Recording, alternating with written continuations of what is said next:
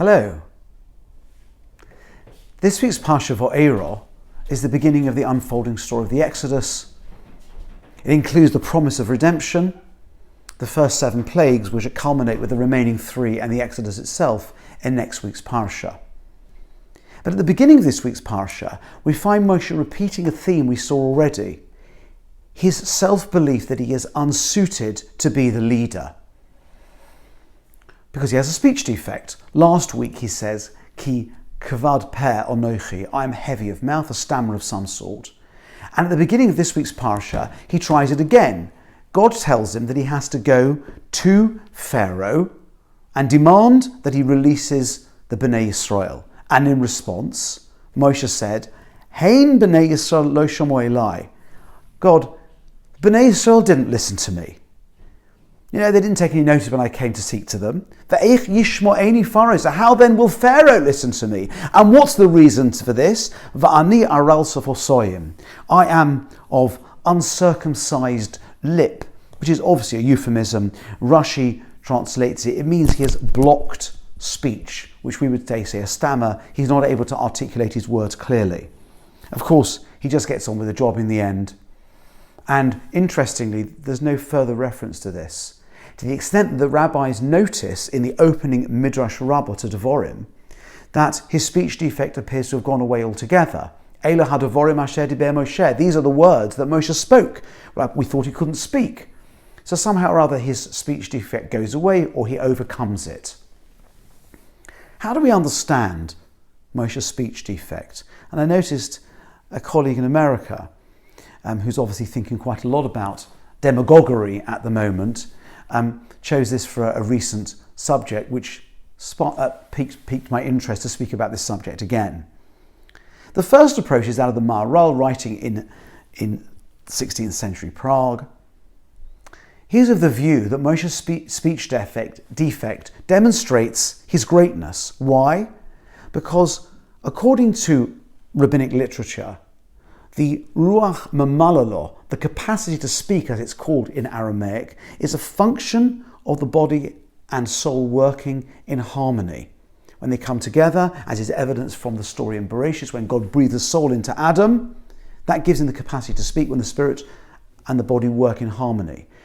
Sometimes they can't work in harmony because the person is so spiritually elevated that the spirit does not connect properly with the body. This is how the Maharal sees Moshe, that he is so extraordinarily spiritual, so elevated, that he's hardly connected to the physical world, which is why he can't speak properly, and hence perhaps when he ascends the mountain and his entire being is elevated, he becomes able to speak. So for the Maharal, Moshe's speech defect is testimony to his spiritual greatness. But actually, before the Maharal, centuries before, there's a quite different approach.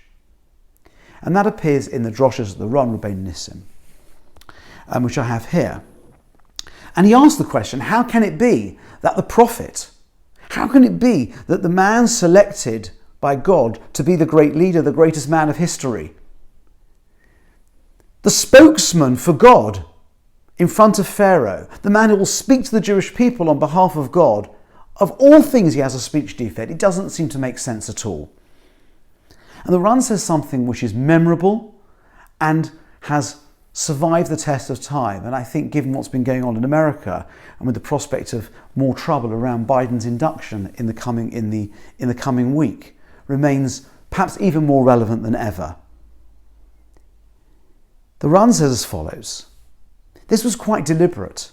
It was essential, in fact, as he says, Bahashkocha Gemura, by deliberate divine intervention, Husur Mimenu Hadibur Hatzach.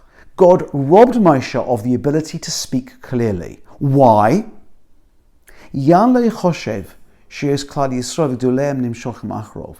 don't want people, the Jewish people and even their leaders, to be drawn after the charisma of the leader rather than the message.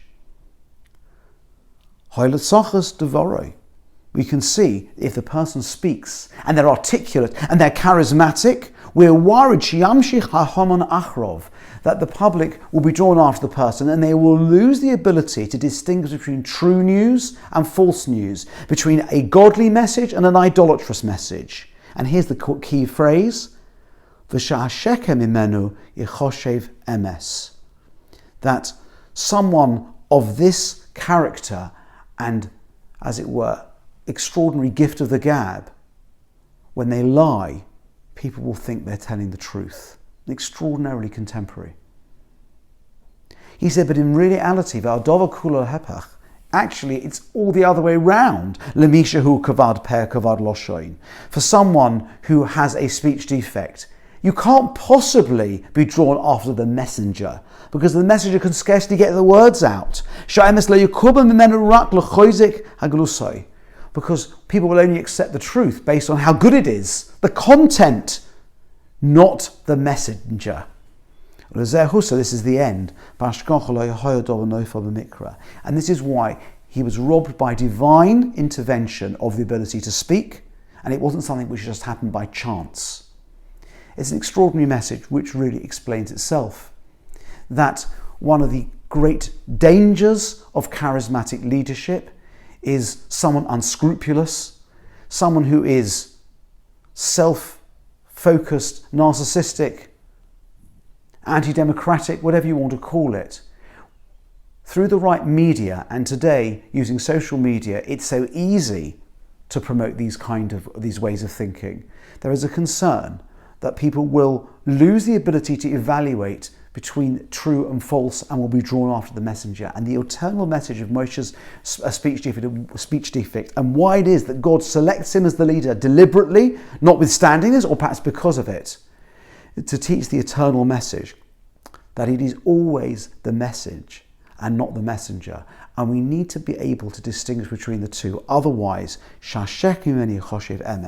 someone who lies will be considered truthful. Sei gesund und stark and Good Shabbos.